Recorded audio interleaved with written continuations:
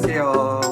Saya Opa Cuan. Hari ini mau bahas mengenai gimana caranya simpan uang. Cara pertama simpan uang adalah daripada sekarang meningkatkan penghasilan, maka bisa simpan uang. Cara kedua, sehemat-hematnya dan irit daripada konsumsi sekarang. Ya, dari dua cara tersebut, ya kita lebih fokus cara kedua. Karena daripada meningkatkan 20% pemasukan daripada sekarang, lebih mudah hemat dan irit 20% daripada sekarang. Jadi, kita harus fokus dengan cara kedua. Kita harus tulis penghasilan dan pengeluaran. Karena di dunia ini yang benar-benar tahu pengeluaran sendiri itu hanya 0,1% dari populasi. Coba deh kalian pikir bulan kemarin atau 2 bulan yang lalu pengeluaran kalian seberapa banyak? Secara jelas ya, bingung kan? Pasti bingung. Terus konsumsi adalah kebiasaan kalian. Kondisi konsumsinya sedikit lebih baik daripada sekarang aja, pasti sudah bahagia. Jadi ada yang bilang konsumsi itu sama dengan narkoba. Karena selalu mau beli sesuatu yang baru dan yang kita inginkan. Saat beli barang sesuatu yang kita inginkan, baru bisa bahagia. Tapi kita harus jaga sikap seperti ini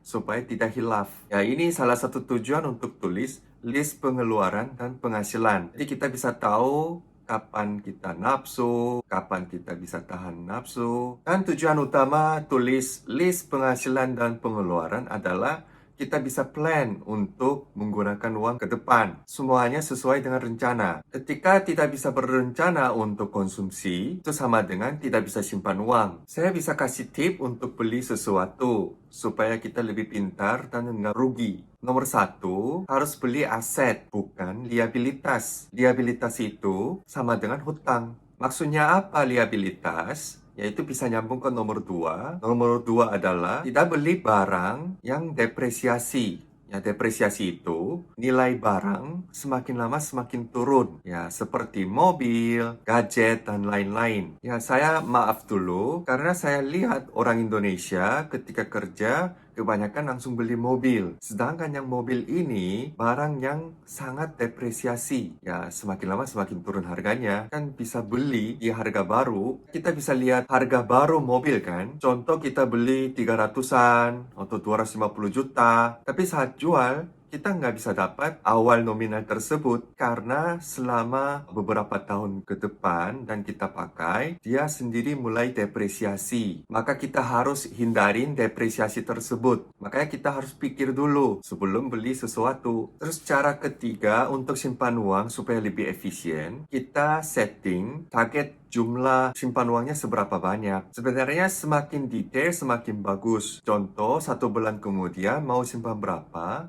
Setelah 3 bulan, 6 bulan, 1 tahun, mau mencapai angka berapa banyak? Ya, terus setiap bulan, setiap quarter, setiap semester, setiap tahun harus ada sesi evaluasi. Jadi, selama 1 bulan, 3 bulan, 6 bulan, seberapa banyak simpan uang dan sesuai nggak? Sesuai dengan target? Sesuai dengan mimpian kita. Ketika salah, harus diperbaiki. Ketika lebih, ya itu masih bisa on target seperti itu. Terus untuk simpan uang, kita harus sisihkan uang darurat. Ya, namanya manusia, kita nggak tahu ke depan terjadinya apa. Makanya bisa langsung cair, kita harus simpan terpisah uang darurat tersebut. Kalau saya sendiri untuk uang darurat, setting 10 juta. Karena ketika terjadi apa-apa, saya bisa langsung beli tiket ke Korea. Uang darurat nominal segitu, bisa handle dan backup untuk kondisi darurat. Terus poin terakhir, kalian harus setting reward untuk sendiri juga. Tapi nominal yang masuk akal saja, jangan yang terlalu lebay. Contoh, tahun ini targetnya simpan 100 juta. Tapi kalian setting reward